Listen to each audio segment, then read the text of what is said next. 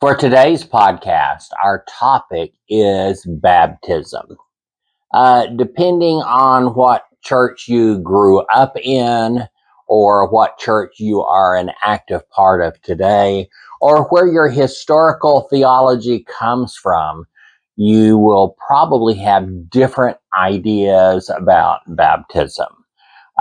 You might agree with me about baptism. You might disagree with me about baptism. And that's not really an essential concept within religion or within Christianity.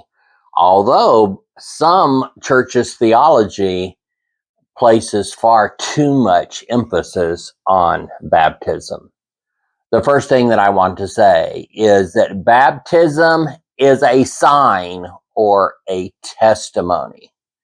The actual act of baptism doesn't do anything for you internally. What it does something for you externally. It's a profession of your faith, actually.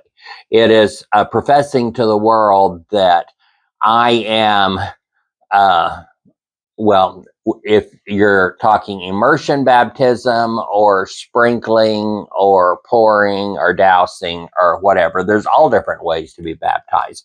It's using water as a symbolism for your desire for purity in motives and action. You are proclaiming that you're deciding to follow the life and lessons of Jesus, and you want to live your life in such a way that your hands are clean and your motives are pure. Your heart is pure. Your hands are clean. Where you don't purposefully do anything that's going to harm someone. And when we're looking at our friends and family around us, we need to think about their actions, what they do, and their motives, and whether or not they are pure in heart and clean in what they do with their motives. Why do they do what they do? Their hands need to be clean, their hearts need to be pure. Likewise, if you are a person that's going out and you are hurting some members of our society, then you are not living according to the testimony you gave when you chose to be baptized as a sign to your community, friends, and family around you that you have made that decision, that you want to live a life following the life and lessons of Jesus, and you wish to act in such a way that you're not guilty of doing things on purpose to harm someone. Your heart is pure, your hands are clean, and that's what the goal is. I do understand that in some religions they attach baptism as part of being purified and saved and following God. No. The actual act of either being immersed or sprinkled, dunked, however you want to say it, that in of itself does absolutely nothing. It is a symbol of what you have decided. It is evidence of a decision. It is a testimony of that which you claim and profess. The actual getting baptized does not save you. It is a sign of the decision you've made. And in that decision you've made lies your salvation.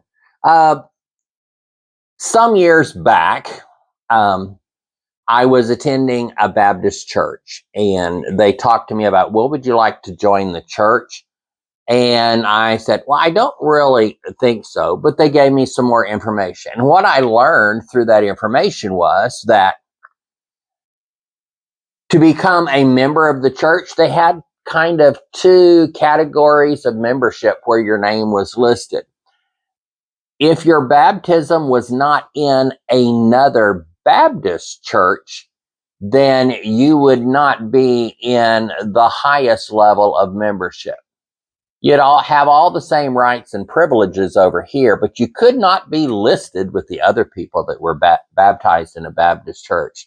If you were baptized in another church that was not Baptist, then your baptism disqualified you from being listed with the best group of baptism. There are some churches that in order to be a member of the church, you have to be baptized. I also disagree with that because baptism is just a sign. If you're choosing to be a member of a church, then you can answer a few questions and know if you meet the requirements to be a member of this here church. It's like, have you decided to live your life following the life and lessons of Jesus? Do you desire for your actions to be done where your hands are clean and your heart is pure? So what you do is going to be with the best of intentions. Do you endeavor to live your life in such a way that you do no harm to no people? Do you claim to be a person that even using your power of your vote is going to vote in such a way so that no other group of people is harmed? Because that's what it means to follow the life and lessons of Jesus. Simply, a denomination for which I have been, let's see, I've only been a member of 3 different denominations. And for most of my life, until I was 43, 44 years old, most of my life, I was a member of just one denomination, and that's the only denomination that I went to. And in that church, to be a member of the church, you have to just profess your faith in Jesus and declare that you have chosen to follow your life according to the life lessons of Jesus. Period. Um, um, the second denomination I was a member of just asked if uh, you wish to align your life and ministry with this church.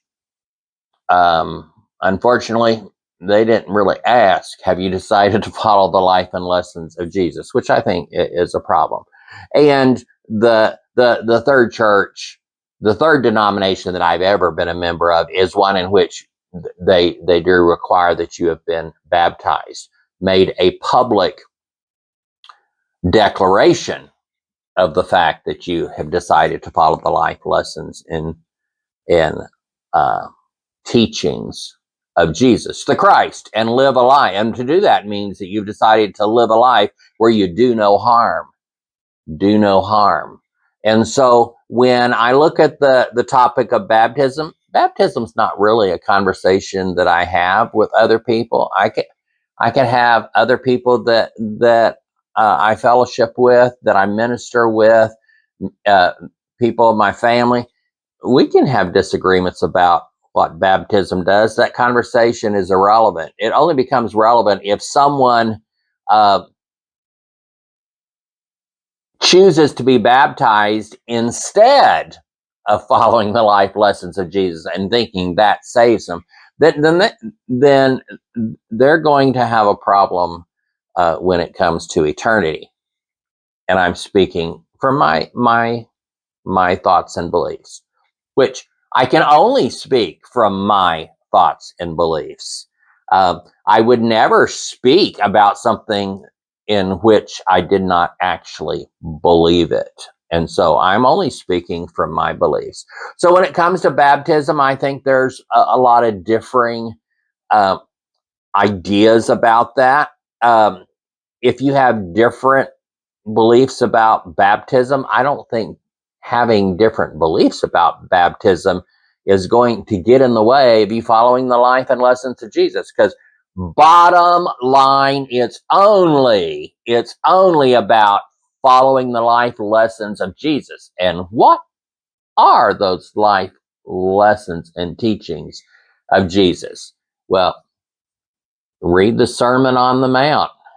Matthew's account of the Sermon on the Mount. Read the Beatitudes. Read what is said and stated before the Beatitudes and after the Beatitudes. In fact, I wrote a whole book on that. What was that book called? It's no longer in print, on the Beatitudes. It was basically an essay. It was very, very short because it didn't go into some other things.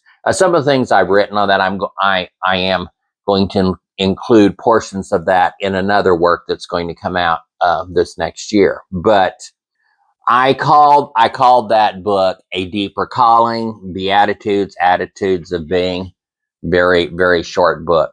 Very good. I don't know, because of its length or because it was not something focused on LGBTQ. So, which is the people that typically purchase my books or follow the things I written really are in that bridge building of sexual orientation and Christianity. And this book really is not focused on LGBTQ and Christianity. It's just about how do you live as a Christian.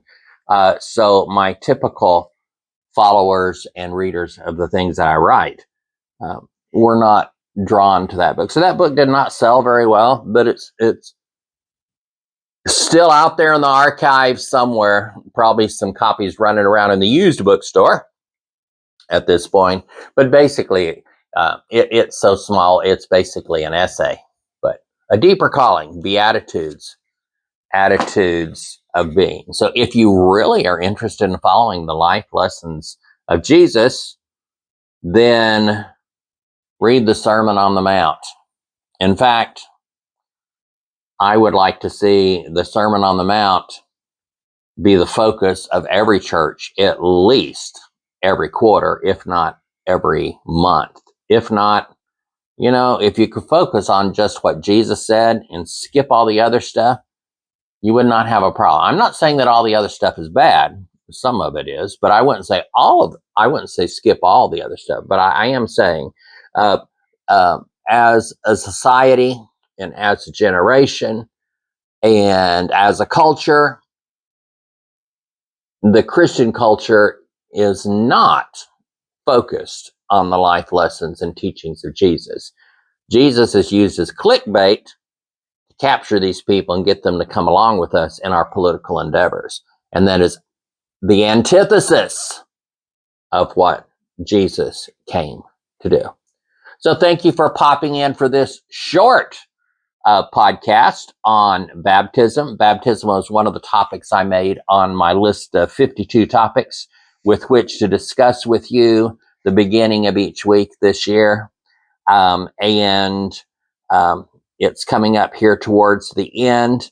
A lot of these topics, I'm looking ahead to the next few weeks. Next week's topic is communion, another topic where people had very, very different thoughts, ideas, and beliefs about. And then the following week after that, in 2 weeks, the topic is on tongues, speaking in tongues. Now, as always, I'm speaking from my thoughts and beliefs, so I'm speaking from a place that I believe is accurate and correct. But I will say, no matter your theology about baptism, or next week when we talk about communion, and the following week where we talk about speaking in tongues, if we have different beliefs about that, does not get in the way of us following the life and lessons and teachings of Jesus. So, while these are conversations we have in theology and churches, they're not as important and as significant as we sometimes think they are. These are topics you should never get in an argument with someone over, because they're non-essential elements for following the life and lessons and teachings of Jesus. So thank you for joining me today. I appreciate your support. Be sure to like, share, and subscribe. Subscribing shows that you want to support the work that I'm doing through this podcast. It costs you nothing. Subscribing does not cost. Subscribing to anyone's YouTube channel does not cost you anything. Now, some of them have a members only section. That's not what this is. If you just subscribe to anyone's YouTube channel, it does not cost you anything. It shows support for what they are doing. And if you like this particular one, be sure and click like. And that doesn't necessarily mean that you like and agree with everything I said. It means I appreciate what you said today. You caused me to think a little bit, because that's the goal. Thank you, and I will catch you on the next one.